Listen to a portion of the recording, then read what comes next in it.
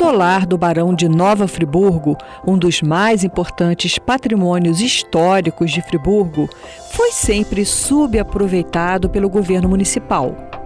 Desde que esse patrimônio histórico passou a ser de propriedade da Prefeitura Municipal, serviu a diversos órgãos. Foi sede da Câmara Municipal, biblioteca e, nos últimos anos, sofreu uma de suas mais vertiginosas depredações. Por abrigar a Casa de Cultura, em que ocorriam cursos de dança e artes cênicas em suas instalações, a exemplo de malabarismo praticado sob o lustre de cristal da sala principal, colocou suas instalações em um estado de degradação de onerosa reparação. Mas uma boa notícia: o solar do Barão de Nova Friburgo será finalmente a sede de um centro de memória ou de um museu, do Centro de Documentação Histórica e de muitos outros projetos idealizados pela Fundação Dom João VI.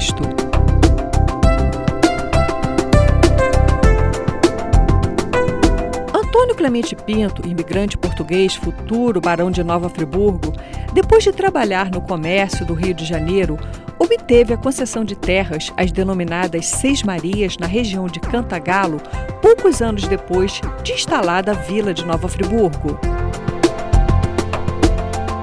De um simples sesmeiro, torna-se proprietário, com o passar dos anos, de inúmeras fazendas em Cantagalo.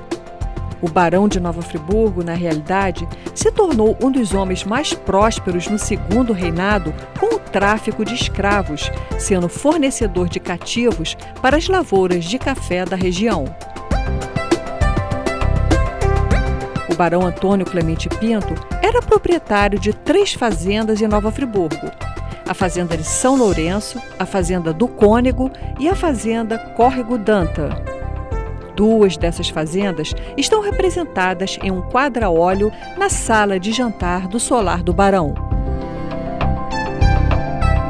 Era proprietário da Chácara do Chalé, cujo imóvel foi edificado aproximadamente em 1860 para servir como residência de campo do Barão. O atual prédio do Sanatório Naval era o seu pavilhão de caça. Além de outras propriedades no centro da vila, é o seu solar, em frente à Praça Getúlio Vargas, a de maior expressão. Como podemos saber a data desse solar? O alemão Hermann Bussmeister, professor de zoologia da Universidade de Halle, visitando Nova Friburgo entre dezembro de 1850 e abril de 1851, relata em seu diário que o solar de Antônio Clemente Pinto acabara de ser construído.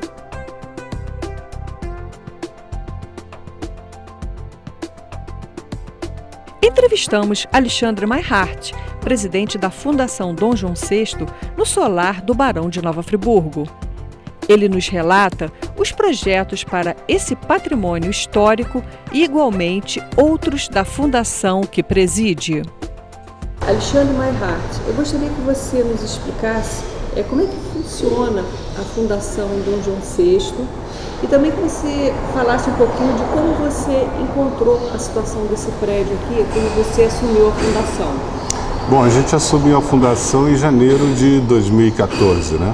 Ela, basicamente, ela cuidava do Promemória, né? Que é o centro de documentação, que já tinha um acervo muito legal, teve um trabalho muito bacana feito anteriormente por outras pessoas, a Tereza, o Gugu, tinha outras pessoas envolvidas, você mesmo acho que teve participação nisso, mas que com aquela confusão toda que Friburgo passou, de governos e enfim, tudo que se passou, o arquivo estava todo espalhado, mal alojado, mal colocado, sem a menor condição, correndo perigo, né? E se limitava a fundação ao Promemória, que já é uma grande missão, mas eu tinha uma visão um pouquinho diferente de que, até pelo que eu sofri dentro de uma secretaria de turismo no início, de não conseguir fazer acordos ou atrair a iniciativa privada para os projetos, né?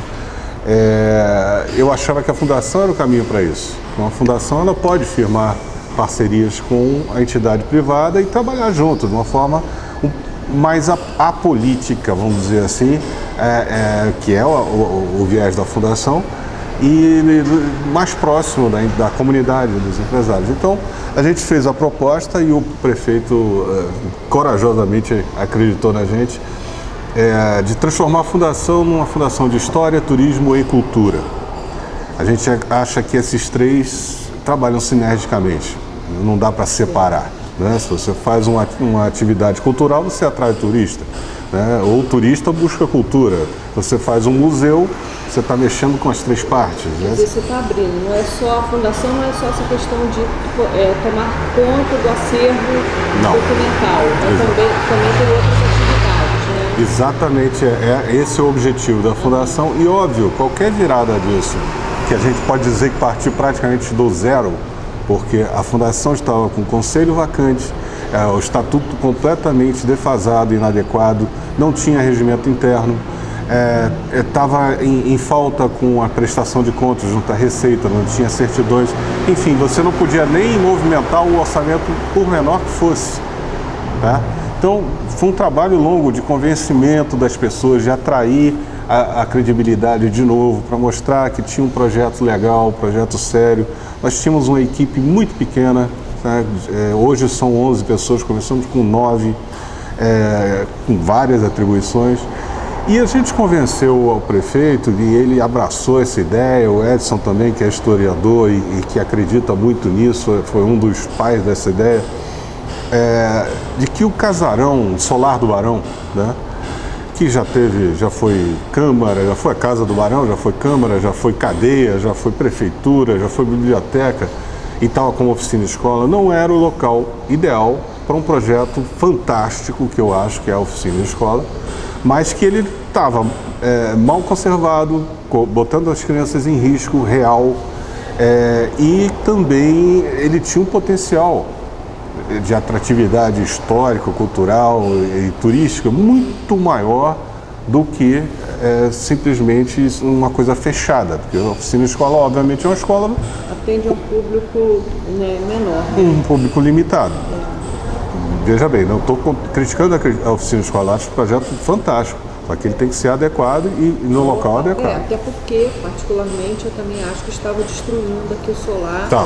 Eu percebia isso. Quando eu estava, inclusive, fazendo pesquisa no Promemória, a gente via as batidas, os pulos, os saltos que davam aqui nesses pisos, que eu achava um absurdo. Eu sempre fui contra. Exatamente isso. Quando eu vim aqui a primeira vez, eu tomei um susto. A gente já sabia. Você encontrou o prédio? Pois é. Primeiro entrada aqui. Primeiro, a sala de balé. O piso todo ondulado, em cima caixas d'água com infiltrações e as crianças embaixo. Já começou por aí. E as infiltrações foram tantas que os afrescos são irrecuperáveis das paredes, lá naquela sala. Nesse salão aqui, que a gente entrou, que é o que a gente pretende reformar totalmente, tinha malabares do lado de um luxo de cristal. Acho que não combina muito, né? Uma infestação de cupins assim monstruosa. A gente vai mostrar nas imagens. Vai mostrar nas imagens que o que eu vi era pouco. A gente não fazia ideia da situação. Porque o pessoal da descupinização, aliás, trabalharam fantasticamente. O INEPAC esteve durante aqui e elogiou o trabalho deles. Eles fazem a prospecção, né? Eles chegam, por exemplo, numa viga daquelas de madeira, fazem um pequeno furo para ver se tem a infestação. Se tem, ele tem que ir abrindo e... A coisa foi avançando de tal forma que ele toda hora me ligava: Alexandre, isso aqui não tem jeito, posso tirar? Pode. Teve vigas enormes de madeira, que a gente vai mostrar, que desintegraram, sumiram, acabou. Nunca foi feita a descupinização aqui, acho que nem o próprio Barão fez, acho que ele nem sabia disso, né?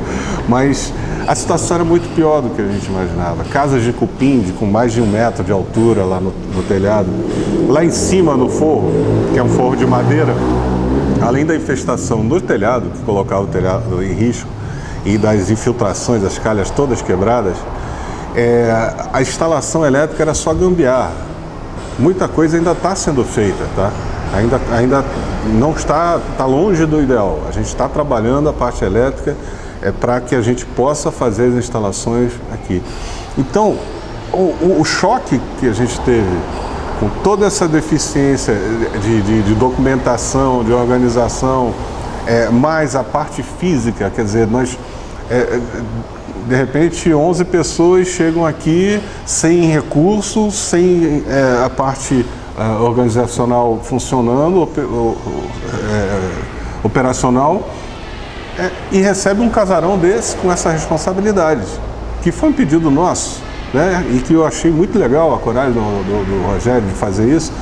Mas se eu imaginava que em 6 meses eu ia reabrir centro de arte, fazer museu, botar o programa, não é bem assim não.